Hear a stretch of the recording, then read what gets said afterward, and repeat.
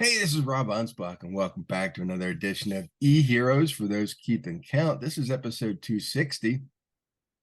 And my next guest teaches coaches. I mean, we all want to appreciate those people that have these natural born abilities. But my next guest will actually teach how to achieve to be a natural born coach. And I think that to me, that's awesome, because I think when you tap into that power that you didn't think you have, you become better at what you do. So I want to introduce Marc Mawhinney, and hopefully I pronounced it right, but he's going to let me know. You got her. Nailed it on the first try. It's over the last, I think, 20 years of doing what I do. There's a lot of people that come to me and they'll say, "Hey, Rob, I want to coach you." I'm like, "Yeah, but you don't know anything about me." And then the first thing that they want to do is tell me not to be so darn sarcastic. Rob, there's no room in this world for sarcasm. Yeah, but that's my brand. That's what people know me about. I can't change that. I'm not going to change that. And in fact, I wrote all kinds of books about sarcasm that made me all kinds of money. So no, that's not happening. Nothing wrong with sarcasm. I sometimes will cross the line with jokes. I like to push the boundaries, and we were talking about my twin brother. His team edits my show, and he'll be like, "Yeah, do you want me to remove this joke? I don't know." And I'm like, "No, I wouldn't have said it if I didn't want to say it." So there's enough boring boilerplate stuff in social media and podcasting and stuff. You have to kind of push the boundaries and have some fun, I think. So I'm all for sarcasm. Yeah. I repressed it for the first couple of years of being a coach, because I thought that's what people wanted. But after a while I said, I can't continue to walk on eggshells. I can't continue not to upset people. If they Yeah. don't appreciate it, they're not a right fit. Yeah, I've And been emailing my list daily for years, and I've had a couple emails from subscribers, and one in particular said, "Mark, I really enjoy your emails, but I noticed in your last email you said crap, which doesn't vibrate on the same energetic plane as I'm on," or something like that. She was very woo woo. Would you mind cleaning it up? And I just said, "Hey, look, I write like I talk. If you're not cool with that, it's fine. Unsubscribe, no hard feelings. But I'm not going to be changing how I'm not going to be policing my language. There's enough of the policing of that stuff out there in culture nowadays that I'm not going to do it, and yeah, I'm not trying to appeal to everyone on the earth. It's impossible." right. Now, you're up in Canada, and I'm in Mm. Pennsylvania, and that brings up a whole new dynamic of and social media has kind of made the world smaller. And we're supposed to embrace everybody's culture. And that's all fine and good, but like you just said, other people now want you to clean up what you do or say or type. And you have to be able to say, "Look, enough's enough. This is who I am. If you don't like what I type or post or whatever, you can go somewhere else." And I think that's tough for a lot of people, because especially when my first business was a carpet cleaning business and I was very local to my area, everybody knew me, you know, and everybody got to appreciate who I was. But when I left that field and became a coach, and now my name is everywhere, people expect more of me. They expect me to bow. They expect me to do that. I'm not learning 100 different cultures. I just appreciate who I am. I don't know if you've run into this, Rob, but I've had people with whatever the various political, hot cause of the day is, when everyone's changing their Facebook profile picture to, virtue signal and stuff. I've had people reach out to me, "Mark, so what are you going to be doing about X?" Because I've got a Facebook group, there's 25,000 in there and stuff. And I'm like, "No, it's a group about coaching, stuff like that. I really don't need to jump into these, different political causes and campaigns and stuff." And people get all offended, like, "Oh geez, well, how could you not?" And Anyways, I won't get too political with you, but yeah, it's frustrating there. And what people have lost nowadays, the ability to just have a discussion, right? Like if you don't agree with my opinion, then you're evil and you're absolutely awful and you deserve to be banished from the earth or whatever. And it's crazy. Yeah, yeah, and you know, I find that Canadians are a little bit more patient. Mm. Um, but when you rile them up, that's it, you're done. You know, it's funny, and hate to be an unpatriotic Canadian here. I love Canada, but I do find that there's a lot of snooty Canadians that so full disclosure, my 99% of my clients are in the US. I love working with Americans, and I don't charge Especially super their low. money. Their money Yes, I comes love your the way things are going with Justin Trudeau and our dollar. I charge in US, so I'm like, yeah, that's great. Maybe I should vote to keep Trudeau in. He's no, but yeah, so all my clients are American, and a lot of Canadians will put their noses up, and there's that old joke and the meme, like we Canadians feel like we're living upstairs above a meth lab or whatever. And I'm thinking, you know what? If the world ever broke into war or whatever, we've got for our military like 2 canoes, a musket, and maybe a couple soldiers. Who we're going to be crawling on hands and knees to our friends down south. Please, Americans, help us out or whatever. So I'm like, let's not get too snarky with our American friends. But I found that some of the biggest jerks that I've met or have worked with have been Canadian, and some of the nicest ones have been American. And so it's generalizing. Everyone thinks we Canadians are polite or whatever. Maybe there's a little bit of difference. I just find that Americans, which I appreciate, overall tend to be a little more direct, which I like. It's just they're not. It's not rude. They're just being a little bit more direct instead of couching things and uh, going back and forth, a little chit chat or whatever. It's like, no, this is what I need. Can you help me out? Yeah. So let's talk about natural born coaches because, you know, like I said in the intro, not everybody is born with natural born abilities. Not everybody is geared to be a coach.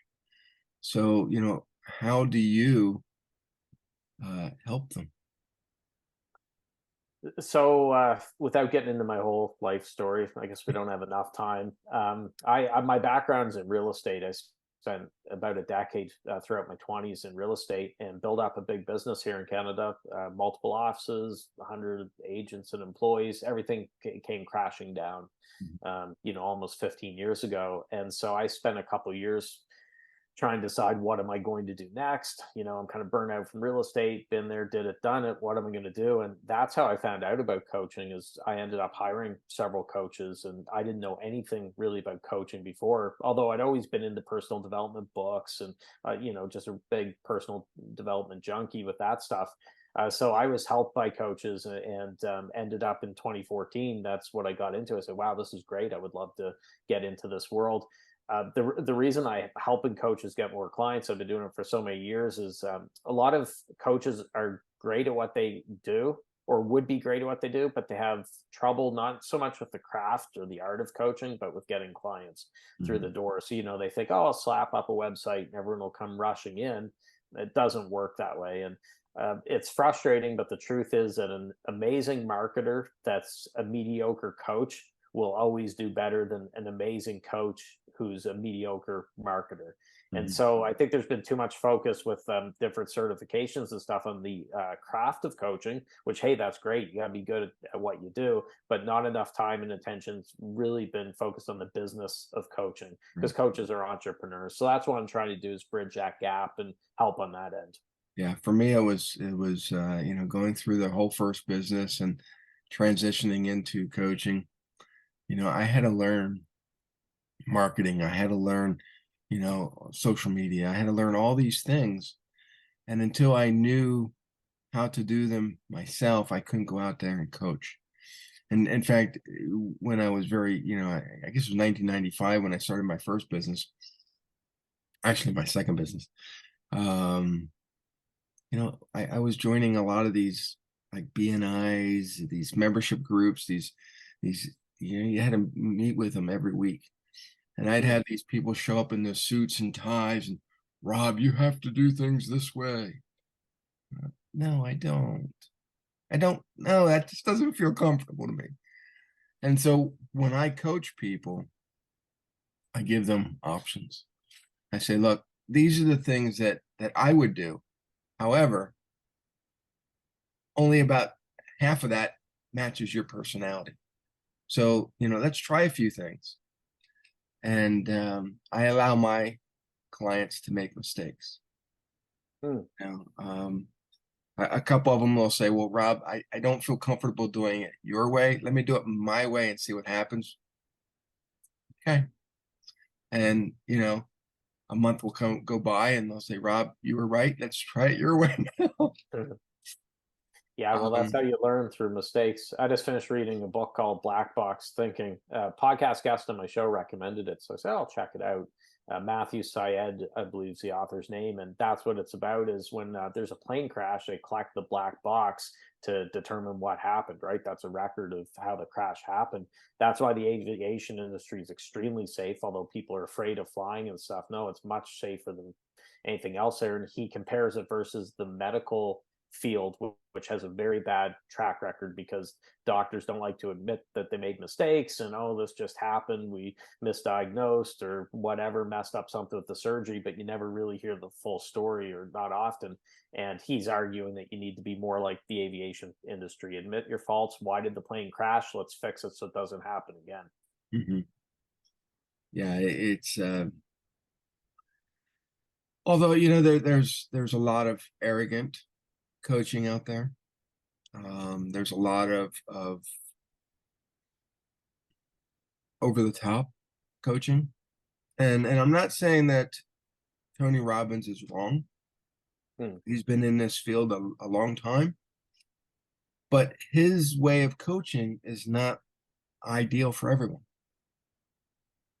No, I'm not to knock. Like, I like a lot of Tony's older stuff. Mhm. The Waking the Giant Within and Unleash Your Power and stuff back in the day. I don't really resonate with the dancing around, speaking in tongues and doing the firewalks and all that stuff. I mean, hey, that's great. I know people who swear by it, and if that's for you, it's great.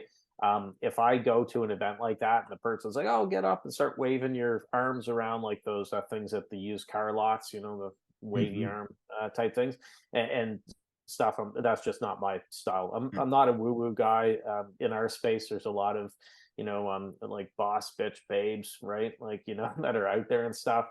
Not I'm more meat and potatoes, and it's funny. I've my clientele, and if I look at customers and things like that, it's probably close to 50-50 for the genders.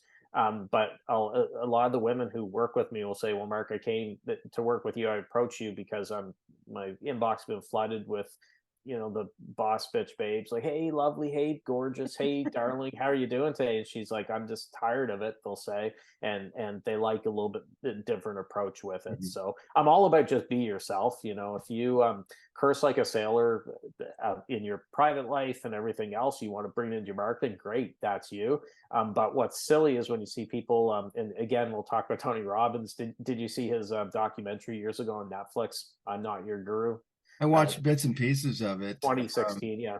Yeah, in fact, I met Tony in 2000 at Okay, yeah. at a QVC studio, and that was kind of my last.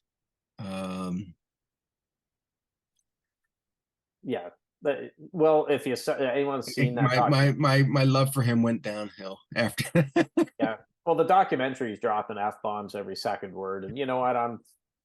I can curse sometimes. I'm usually not dropping F bombs in my podcast or emails, but every second word was F this, F that, or whatever. And I noticed in the days after it was released on Netflix, a lot of coaches who I follow and was connected with, who never swore before and stuff, were suddenly taking that approach. And I remember one in particular was posted stuff like, if you don't go for your effing dreams, you're an effing piece of crap. Like, get out there and effing go for it. And I'm like, come on, this it just and I know other ones too that do that. That they think, oh, I'll say a naughty word, it'll make me edgy, and I'll be so dangerous, and they just weren't being themselves and came across inauthentic, I guess you could say. So I just say be yourself. Whether it's a fairy godmother type or cursing like a pirate, whoever you are, just bring it over into your business.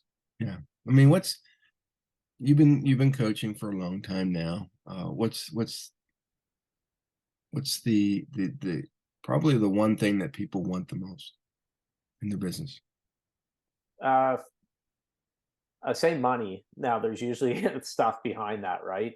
So I had a client once that was had a very high income goal, and that's what we were working towards. And I dug in there to say, okay, why do you want this? And he ended up opening up after we'd worked together for a little bit. We were getting comfortable, and come to find out, his mother's health wasn't good. She Mhm. was getting to that age where she wouldn't be able to work. He wanted to be able to provide for her. So it's usually something else other than just money, but and that's the other thing that drives me nuts in the coaching world. A lot of coaches pretend that they don't care for money, right? Like they're this altruistic. I say Mother Teresa coaches. Say you should be coaching barefoot in some village or something.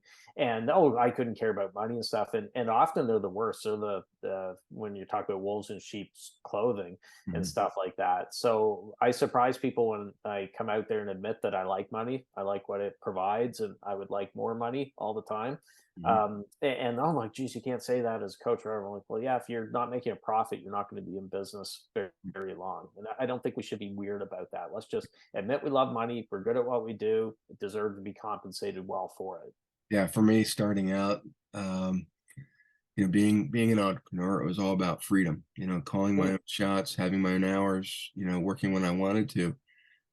But second to that was money, because I needed the money to be able to pay yep. the bills, to be able to travel, to be able to do what I want. And so you got to decide, okay, what's more important today, freedom or money? And since the money pays the bills, you got to work for that money. Well, what I love for coaching, and you and I were chatting about this because you've done really well with with boundaries and not overworking and getting it to a set number of hours, not wasting time. The thing that always bothered me when I was in real estate was the lack of freedom. You were tied to the local sandbox, or if you went away, you're getting inundated with a bunch of other stuff, and you just couldn't relax. Mhm. But in real estate, the issue usually is a real estate agent has a lot of time and no money, or they've got a lot of money but no time. And Yeah, I feel like coaching is one of those unique businesses where you can have the best of both worlds. You can have a lot of money and have a lot of time, which yeah. is why it appeals to me. Talking about time, we are all tied to these devices. But the one wonderful thing about these is, especially on iPhones, I don't know if Androids have them, but there's a focus button. And Yeah, I turn that focus button off I so I don't love it. get calls, I don't get notifications, I don't get dings. Um, and I sit in my office and I hyper focus and I get shit done. And after 4 hours, I go have fun. I take my grandkids somewhere, I take my wife somewhere. So I'm down to about 20 hours a week because I don't get distracted. But That's awesome. I think the problem is that we've been so trained when notifications come in that we drop everything, answer a text, do an email, do something. And you're checking your Facebook, your Twitter, your everything is on here. And you've become Pavlov's dog. Yeah. I make it a game just to gamify it. I'll turn the screen time option on. It'll update every once a week. You're down this much per week. Well, hopefully you're down. And it's a game because a while back when I was doing screen time, it was too high. I think I was up like 4.5, 5 hours a day, which is way too much. Mhm. Now I'd like to say I'm under an hour a day each day. Some days I'm a little bit more, but usually could be an hour and a half, which isn't bad. And I also like getting the phone completely out of sight in another room. So Mhm. this morning, I'm working on the sales copy for a new program I'm launching for the sales page. Have to get to my web guy by the end of the day. I turn the phone to do not disturb, the focus mode, and then it goes in a drawer at the other end of the house. I don't even want to see that darn thing. And I'm amazed at how much more productive and in a better mood I am when the phone's not latched onto me 24/7. Yeah. I mean, people that know me in high school know that I was lousy at writing. And yet here I am having a publishing company and writing books. And when I tell people, oh yeah, we're coming out with another book, they're like, what? Oh, stop rubbing it in, Rob. you know. But here's the thing is that I came up with a concept for a book in 2013. And then I came up with a concept for another book that I partnered with Paul Douglas up in Winnipeg, and we wrote this SEO book that became a global bestseller. And then I wrote another book, and it didn't do so well. But the people that read the book wanted to partner with me, wanted to hire me to produce their books. So sometimes the things that we do may not always pan out the way you thought, but maybe they're going to work out better. Mm. And so in 10 years, we've produced 40 books, and it's all because of time management. I couldn't get any of that done if I was distracted by my phone or by email or by anything else. So, the time is going to pass regardless. How are you going to use it? Mm. Yeah, it's one of those hidden dangers. I think down the road, nowadays, like cigarettes, there's warning labels on the packages, and it's just well known that's not good for your health or whatever. And it's almost taboo or whatever. And I think decades down the road, people will be looking back to the 2020s, will saying, "Oh my gosh, they were on their phones nonstop," Yeah. and everything else, and just just like when we look back to the 80s, people had kids in cars without seat belts and everything, and it was just normal, or you'd Hey, I drink mean, it. I didn't even wear seatbelts.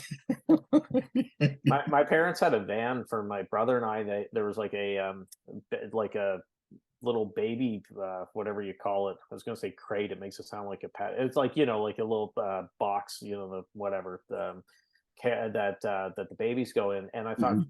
think about it, geez, if they hit this wasn't like a minivan type thing, it was like open back there or whatever. What if you got hit by someone or whatever? You're done.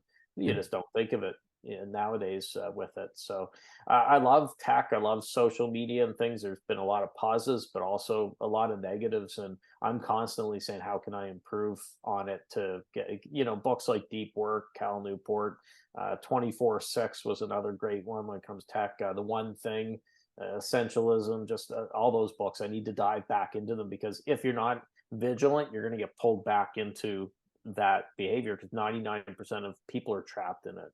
Yeah. Yeah. Well, you said the word hit. Hmm.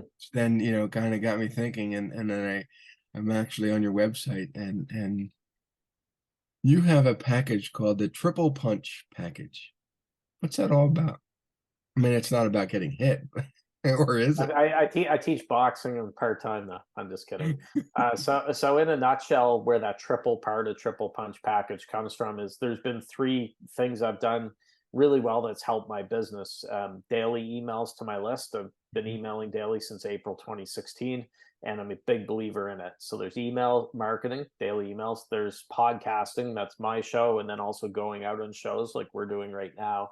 And then there's building community. Now mine, it's a Facebook group, but the community can be built anywhere, not necessarily Facebook. So with that triple punch package, it's me working one-on-one with the client over 3 months on those three things. And Mhm. I do things like I join their email list. I'm watching them, making sure that they're sending emails out. I'm reading them every day. Is there anything that has to be tweaked with call to action, how they're doing it? And the people who join me with that journey have to be okay with doing all three of those things. So sometimes someone will approach me and like, Mark, yeah, I could do podcasting, and yeah, I want to build a community, but oh, I hate email. I will not do email. Well, then it's not a double punch package. It's a triple punch package. And by the way, there's other ways around it with emails. You don't have to write 1,000 word type things. Even if you don't enjoy writing, there's ways I teach it. You could do Yeah. very short emails that are I quick. mean, I did And daily emails for 2 years, and I hardly lost anybody. I mean, I had more game, and so I dialed it back to once a week because I was just so busy doing other stuff. And beginning of 2014 or 2024, I'm going to go back to daily because yeah, weekly's not cutting it. so Yeah. noisy out there, right? So my whole goal is for people in my world. Ideally, they're on my email list, but they're also listening to the podcast or connected with me on social media or so on. So if they miss the email, they may see it later in the day when it goes over in those other channels. Mhm. And that one email, that's a foundation for me. That can turn into 8, 10 pieces of content. You're getting a lot of juice out of the orange, so to speak, with it. So that's a foundation. Of course, you own your email list. Really, it's not like social media where you get deplatformed or something happens, it's gone. Yeah. Look at the amount of energy people spend on Clubhouse, which is in rough shape now. I spent Threads, 5 minutes on it, and that was enough for me. yeah, it wasn't my thing. I tried it once. I'm like, nope, not gonna do it. People say, "Oh, geez, this is January 2021." I think it was. Oh, Mark, you have to be in Clubhouse. I'm like, no, I don't. July of this past year, everyone's jumping into Threads like a bunch of lemmings heading. They see everyone post about it, so they feel like they have to post, and they're like, "OMG, it's so much fun over there. You get to dunk on Elon all day." Okay, is that how Yeah. you want to spend your day? Insulting a billionaire who doesn't really care. It's not affecting his life, and Right. Threads is dead now, or Yeah. just about dead. So I'm not one to jump in. If I'm going to add something to my pillars, so to speak, that I'm doing, it's got to be really good, because time, as we discussed, is very limited, and I'm not into Well, chasing the trends. you hit on one thing that I think is very important to most people, and I try to emphasize it a lot, and it's in the name, triple punch. You took your three things that you're very good at, and you package them in a way that makes you money, helps the client, and it's easier for you, you know, to deal with just three things. And I think that, you know, when most entrepreneurs start offering stuff, they offer way too much. They try to be um, master of Hmm. everything, which then they end up being none. But you know, Yeah, lawyers do it, doctors do it, and lawyers will come up with, oh, I do personal injury, med mal, this, and they'll list 20 different things, and then they'll say business law. We do none of that has anything to do with it. Pick three things that you're really good at and just offer them. And what's going to happen is you're going to be known for those three things that you do consistently. You're going to become, the expert in your field, the authority in your niche, and your life is going to be simplified and you're going to make more money. agreed. But everybody seems to want to,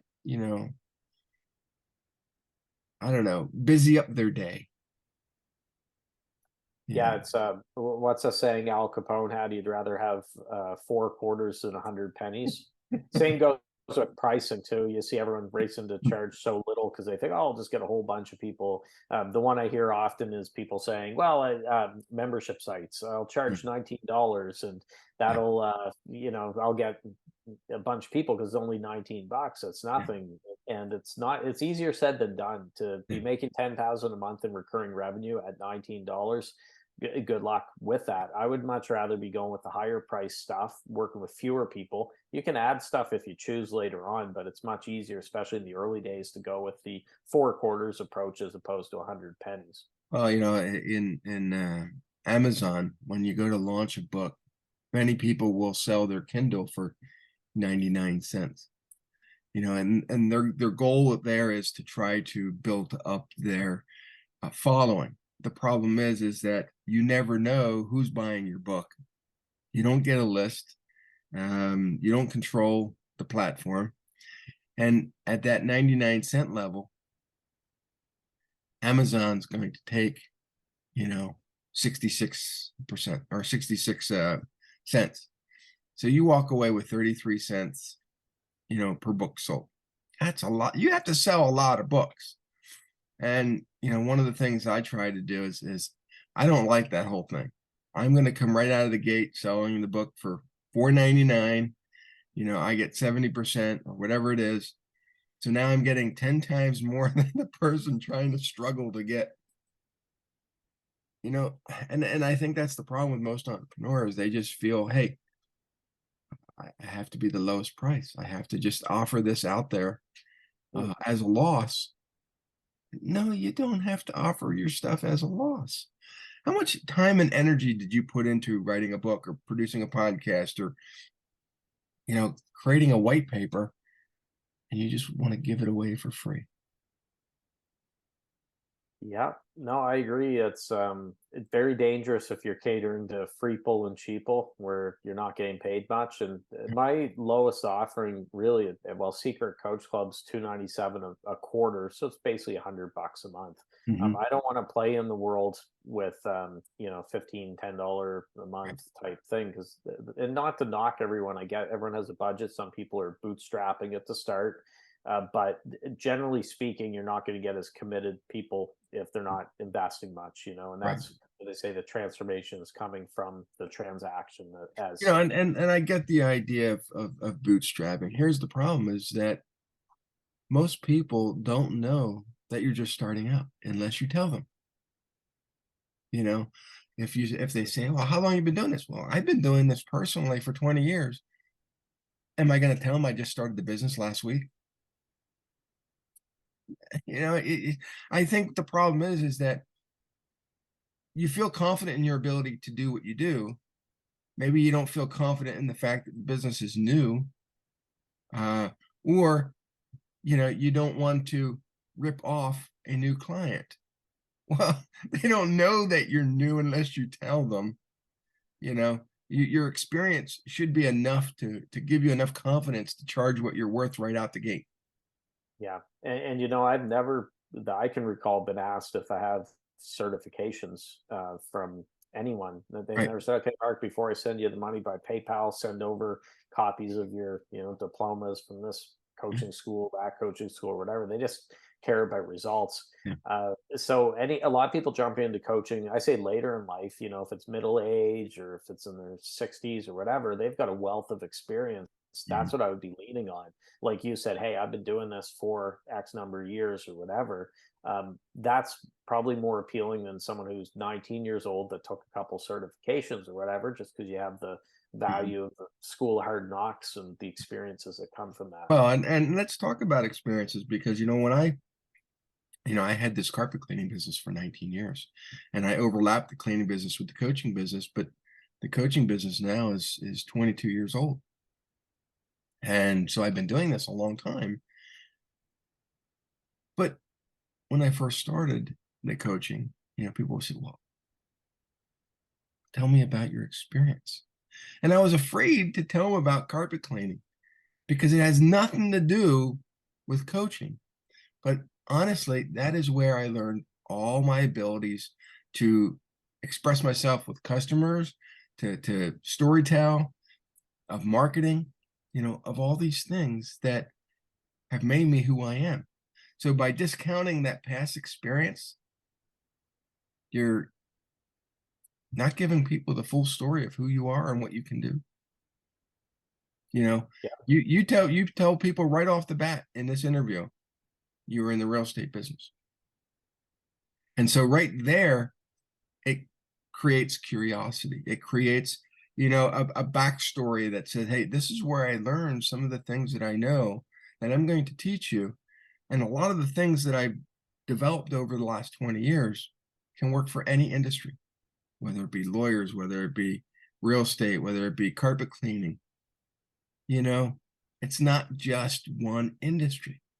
And I think that a lot of entrepreneurs that get into the coaching field forget that their past is just as important as their future. Hmm. Yeah, they got a lot up in their noggin, and they just have to not discount it, Yeah. for sure. And that's why I'm also very open when it comes to failures. We talked about black box thinking and stuff. I mentioned earlier, I built up a big real estate business and it collapsed, but I had 10 years of success leading up to that, and I've learned a lot from that whole experience as well. And so overall, I've had more good times and bad times and stuff, but I don't try to sugarcoat the bad experiences because that's actually made me a better coach. I could be empathetic if a client's not able to sleep, they have restless nights because they don't know if they're going to make payroll or whatever, do all this stuff. Well, yeah, I've been there Mhm. before with myself. So it's not like, not saying people who people who are born into wealth, but they say born on third base, but they think they hit a triple. Not saying they can't be a good entrepreneur, a good coach, or whatever, but they are probably lacking some of the insights from someone who's actually gone through the struggle to make it, Mhm. and that can help people with those experiences. Yeah, you mentioned empathetic, and I just had a lawyer that we produced their book for, called The Empathetic Lawyer. Ah, And you know, and a lot of the stories that he shares in the book are not all wins. You know, some of them are losses, and but the gist of it is that he takes the time to understand the stories of his clients, so that, you know, he can kind of develop this fighting plan for when they do go to trial, how he's going to present them. And, you know, a lot of the things that he does, especially when he meets new clients, he goes to their house, he gets groceries, he makes them dinner, he interacts with their family, because it's not just the victim story, it's the extended family and how it's, you know, changed them. And so you've become this empathetic person who understands his clients better, to adapt them to a bigger, you know, outcome. mm, agreed. So how do people find you? Where do they go? Well, you go north from the U.S. next to Maine. No, the best spot's naturalborncoaches.com. That's the main page. I mentioned the Facebook group. We love to have good people in there. That's at thecoachingjungle.com. Mhm. And they can find you on socials. They can find you on Oh yeah, Facebook and LinkedIn. Mark with a C with the weird last name, but pretty much anywhere. And I'm in the process, depending when this comes out, we're doing a revamp of naturalborncoaches.com with some cool stuff. We've got some different trainings and things like that as well. So that's probably the best spot to find out what I'm up to at the moment. Well, regardless if you see this right away or you see this in a year, you know, join Mark's Facebook group and get to know him. And I think that you'll understand that he's a real guy, and he's has real lessons to teach. And if you stick around long enough, you'll become a natural born coach. So thank you, Mark. And we're going to end this now, but we want to invite you guys to the next episode. Say adios.